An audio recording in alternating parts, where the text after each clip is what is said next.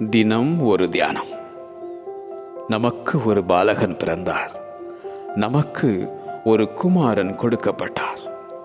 அவர் நாமம் ஆலோசனை கர்த்தா.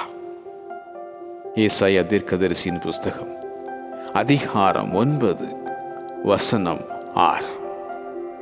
தேவனே, உமது ஆலோசனைகள் எனக்கு எத்தனை அருமையானவைகள்! அவைகளின் தொகை எவ்வளவு அதிகம்! எனக்கு ஆலோசனை தந்த அந்த கர்த்தரை துதிப்பேன் என பாடும் தாவீது. கர்த்தருடைய ஆலோசனை நித்திய காலமாக நிற்கும். அவருக்கு விரோதமான ஞானமும் இல்லை, புத்தியும் இல்லை, ஆலோசனையும் இல்லை.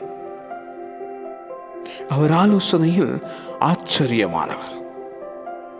அவரது பூர்வ ஆலோசனைகள் சத்தியமும் உறுதியுமானவைகள்.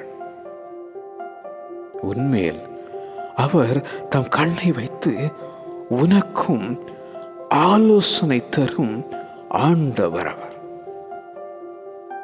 உன் சுய புத்தியின் மேல் சாயாமல் ஆலோசனைக்காக நீ அவரையே அண்டிவா.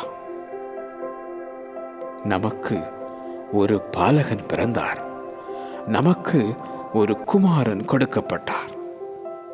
அவர் நாமம் ஆலோசனை கர்த்தா.